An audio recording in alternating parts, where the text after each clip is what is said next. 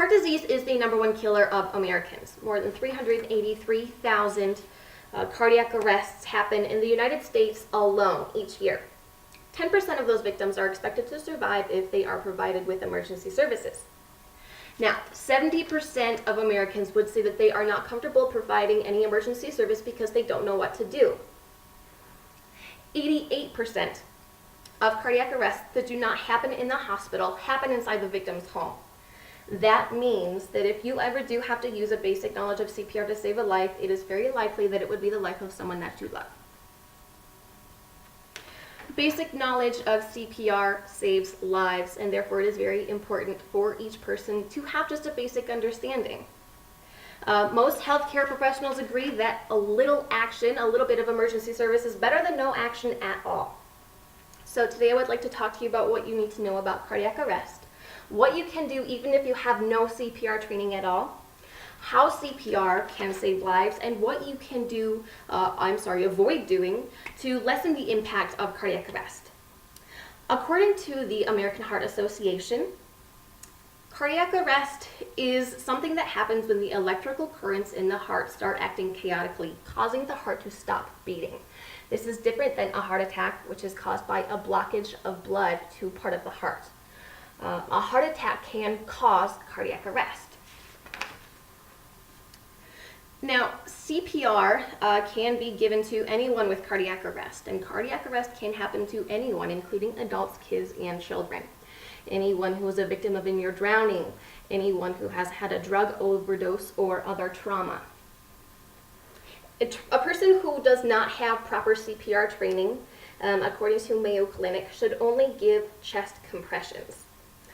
Typically, a CPR certified person will also give rescue breaths, but if not administered properly, these can be dangerous.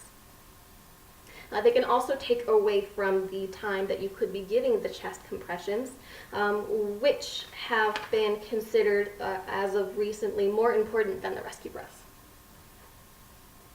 So, after you have identified that you do have a victim of cardiac arrest, the first thing to do is to check for breathing and a pulse. If you do not have either of these vital signs in 10 seconds, call for help. If you are alone, it is important that you try to call for help and give the chest compressions at the same time.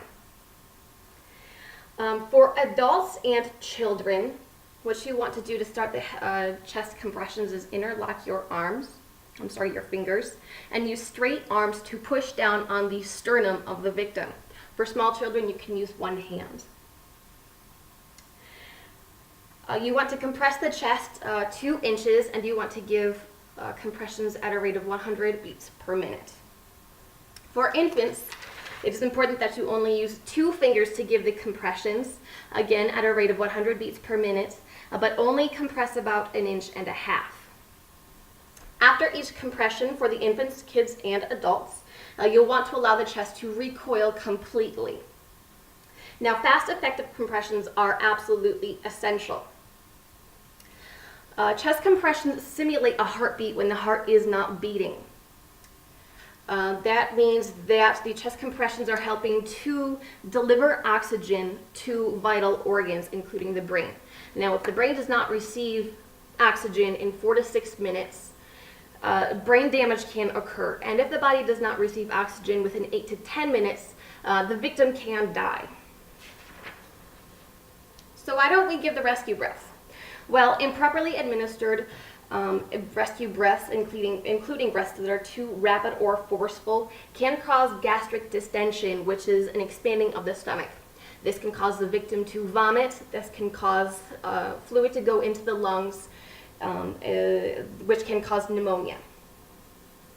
It is important for the passageways, the airways, to be open. However, again, this should not be your first priority. You should never stick your fingers into the victim's throat. The most that you should do is lie the victim on the back and tilt the head back. But again, you should not try to remove anything from the air pipes of the victim. Knowing these basic skills, of course, you know that cardiac arrest can happen to absolutely anyone. So it's very important to act quickly.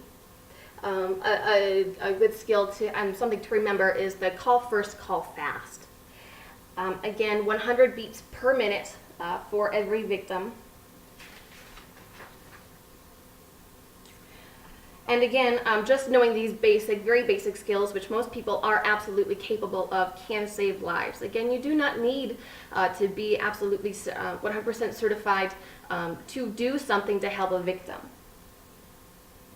It is very important in any emergency to stay calm, don't panic, and remember that any action to help is better than no action at all. Knowing that cardiac arrest can happen to anyone, you should keep in mind that, again, this can be someone that you love, and likely if you have to use these skills, they may be for someone very close to you, someone even in your home. And of course, everyone wants to think that they would be able to help someone that they love. Thank you for watching. Have a good day.